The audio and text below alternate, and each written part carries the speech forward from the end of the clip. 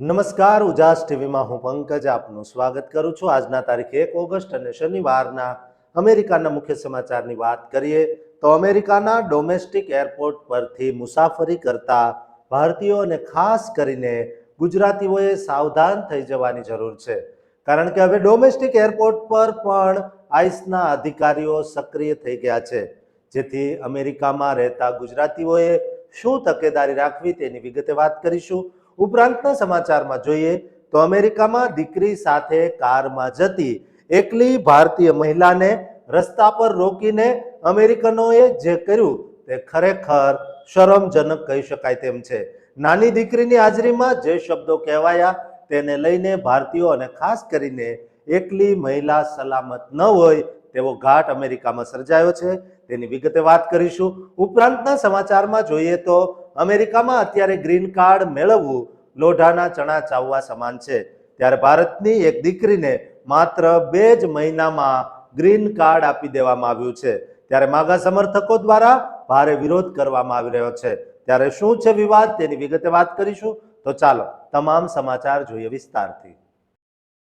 અમેરિકાની ધરતી પર કાયદેસર રીતે વસતા અને પોતાના વિઝા એક્સટેન્શન કે ગ્રીન કાર્ડની પેન્ડિંગ અરજીના ભરોસે દેશમાં જ એક જગ્યાએથી બીજી જગ્યાએ એરપોર્ટ પર મુસાફરી કરી રહેલા પ્રવાસીઓને અચાનક આઈસના અધિકારીઓ દબોચીને જેલ ભેગા કરી દે ત્યારે તે લાચાર અને અસહાય લોકોના પરિવાર પર કેવો દુઃખનો પહાડ તૂટી પડતો હશે। અમેરિકાના ઘર આંગણે જ વિમાન મુસાફરી કરી રહેલા વિઝા ધારકો અને પ્રવાસીઓ માટે અત્યાર સુધીનો સૌથી ચોંકાવનારો અને કાનૂની ચેતવણી ભર્યો ઇમિગ્રેશનને લગતો મહત્વનો સમાચાર સામે આવ્યો છે, જેના કારણે આપણા હજારો ગુજરાતીઓ અને ભારતીય પરિવારોમાં ભારે ફફડાટ અને ચિંતાનો માહોલ પેદા થયો છે।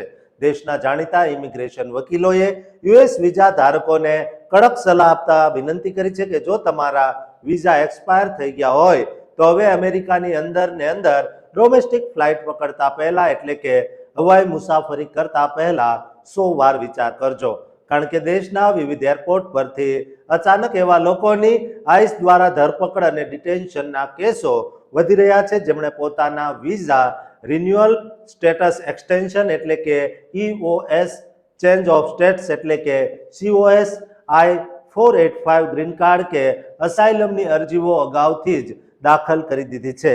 ઇમિગ્રેશન એટર્નીના જણાવ્યા અનુસાર California, Colorado, Florida, Illinois, Kansas, Michigan, New Jersey, Texas અને વર્જિનિયા જેવા મોટા રાજ્યોના આંતરરાષ્ટ્રીય અને સ્થાનિક એરપોર્ટ્સ પર આવી અટકાયતોના અસંખ્ય કેસ નોંધાયા છે। સૌથી વધુ આંચકાજનક બાબત એ છે કે જે લોકોની અટકાયત કરવામાં આવી રહી છે તેમાંથી મોટા ભાગના લોકોનો ભૂતકાળમાં કોઈ જ ગુનાહિત કે ક્રિમિનલ રેકોર્ડ નથી અને તેઓ પોતાની પાસે કાયદેસરના દસ્તાવેજો ધરાવતા હતા, જે દસ્તાવેજો અત્યાર સુધી તેમની અરજી પેન્ડિંગ હોય ત્યાં સુધી અમેરિકામાં કાયદેસર રહેવાની પૂરી સુરક્ષા આપતા હતા। પ્રખ્યાત ઇમિગ્રેશન એટર્ની રાજીવ ખન્નાએ લિંક્ડઇન પર એક મહત્વની પોસ્ટ મૂકીને ઊંડી ચિંતા વ્યક્ત કરતા ખુલાસો કર્યો છે કે એરપોર્ટ પર થઈ રહેલી આ અચાનક ધરપકડો બહુ જ ગંભીર વિષય બની ચૂકી છે। તેમણે સ્પષ્ટપણે જણાવ્યું કે કસ્ટડીમાં લેવાયેલા લોકો પાસે વર્ક ઓથોરાઇઝેશન એટલે કે EAD કાર્ડ અને એડવાન્સ પેરોલ જેવા મજબૂત કાગળ હોવા છતાં તેમની અટકાયત કરવામાં આવી છે। આથી વકીલ રાજીવ ખન્નાએ મુસાફરી કરતા પહેલા પોતાના ઇમિગ્રેશન વકીલની સલાહ લેવા, તમામ કાગળ સાથે રાખવા અને એરપોર્ટ પર અણધાર્યા વિલંબ માટે તૈયાર રહેવાની સલાહ આપી છે।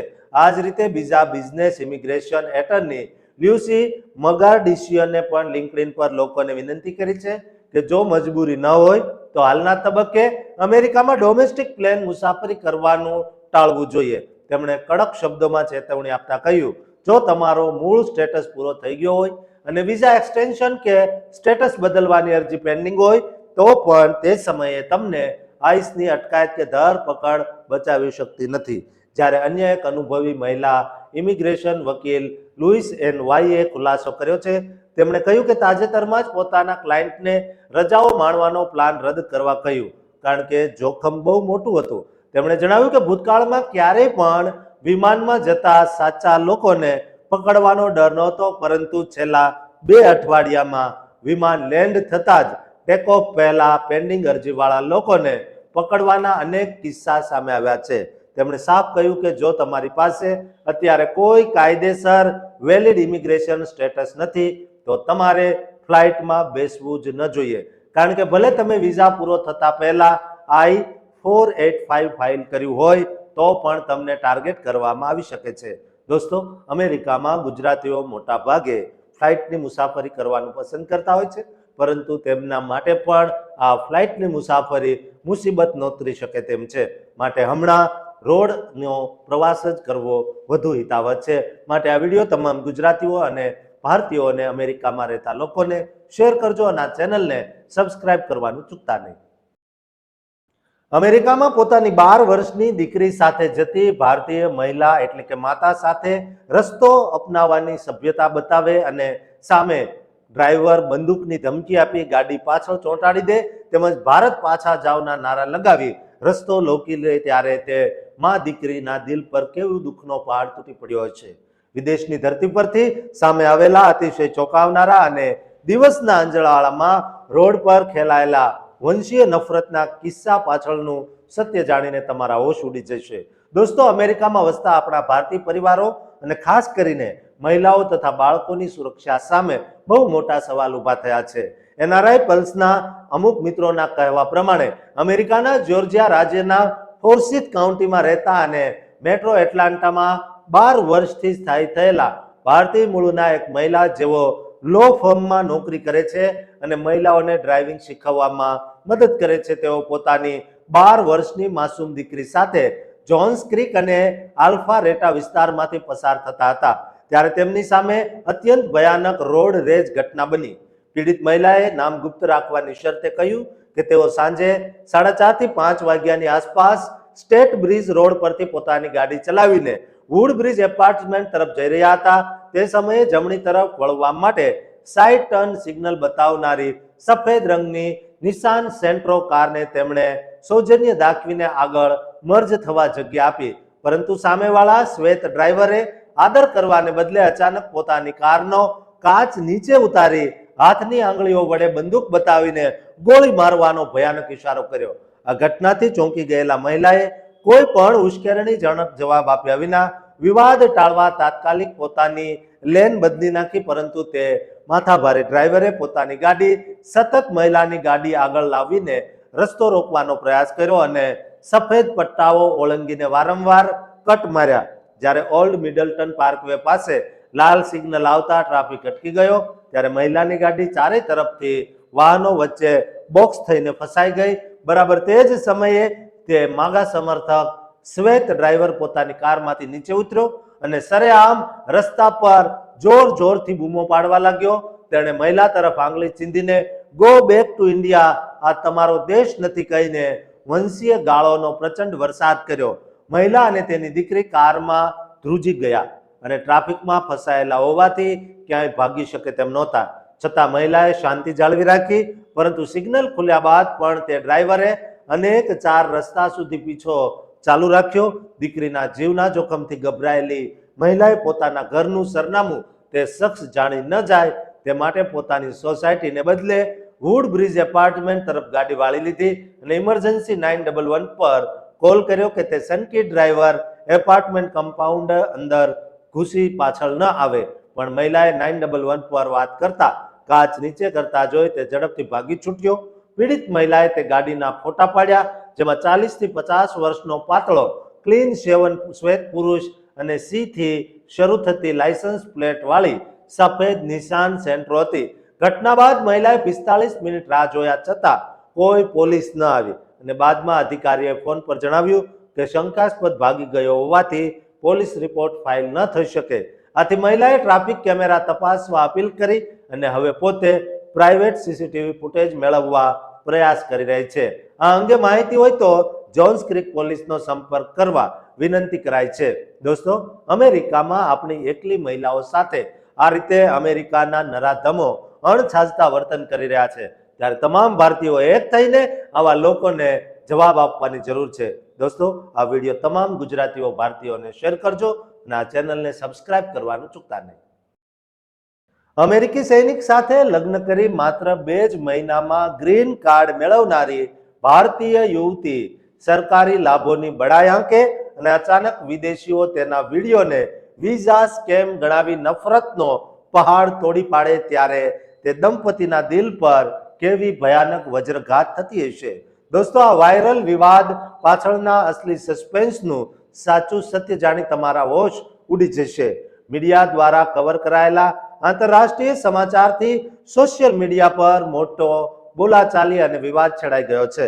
કાનૂની વિગતો અનુસાર મૂળ ભારતીય નાગરિક અને સોશિયલ મીડિયા ઇન્ફ્લુએન્સર મેઘા ગોયલ મીચ નામના મહિલાએ પોતાના ઇન્સ્ટાગ્રામ એકાઉન્ટ પર પોતાના પતિ હિલ મિચલ સાથેનો એક ખાસ વિડીયો શેર કરીને દાવો કર્યો કે અમેરિકન નાગરિક સાથે લગ્ન કર્યા પછી તેમને માત્ર 2 જ મહિનાના ટૂંકા સમયગાળામાં યુએસ ગ્રીન કાર્ડ મળી ગયું છે. તેના પતિ હિલ મિચલ યુએસ આર્મીના નિવૃત્ત વેટરનર છે, જેમણે ભૂતકાળમાં 2 મોટી યુદ્ધ ક્ષેત્રીય લડાઈમાં દેશ માટે સેવા આપી છે. આ દંપતી સોશિયલ મીડિયા પર દેશી ગર્લ અને અમેરિકન હસબન્ડ તરીકે પોતાનું પ્રમોશન કરે છે.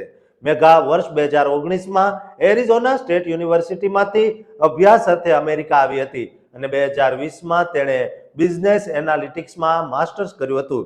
તે પછી 2021માં ડેટિંગ એપ દ્વારા હિલ મિચલને મળી હતી અને 2023માં બંનેએ લગ્ન કર્યા હતા. ગ્રીન કાર્ડ મળ્યા અગાઉ મેઘા એમેઝોનમાં H1B વિઝા પર કાયદેસર નોકરી કરતી હતી, પણ વિડીયોમાં મેઘાએ જાહેર કહ્યું છે કે મારા પતિ યુએસ આર્મી વેટરન હોવાથી અમારી ઇમિગ્રેશન સફર ધારણા કરતા બહુ ઝડપી પૂરી થઈ ગઈ.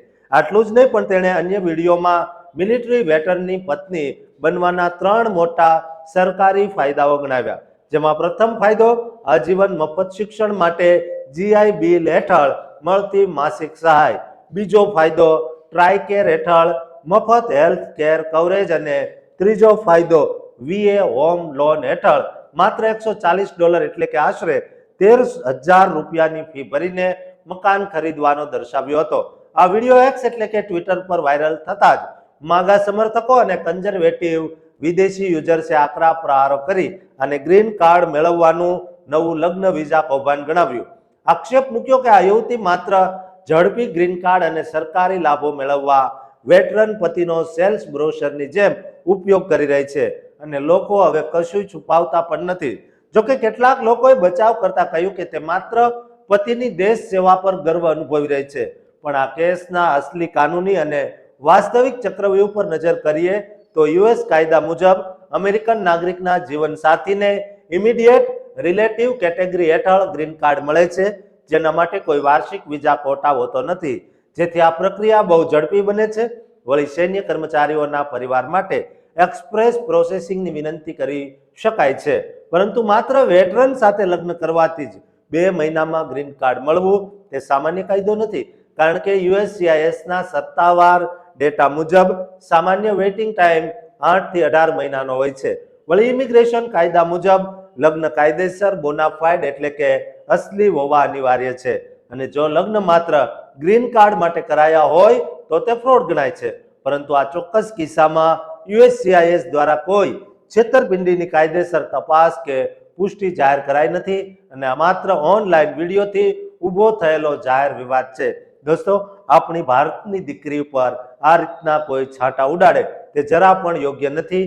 માટે આ વિડીયો અંગે તમારું શું માનવું છે તે કોમેન્ટમાં લખજો અને આ વિડીયોને એટલો શેર કરજો કે જે લોકો વિરોધ કરી રહ્યા છે, ખોટો વિવાદ ઊભો કરી રહ્યા છે, તેમના મોઢા કાયમ માટે બંધ થઈ જાય. દોસ્તો, આ ચેનલને સબસ્ક્રાઇબ કરવાનું પણ ચૂકતા નહીં.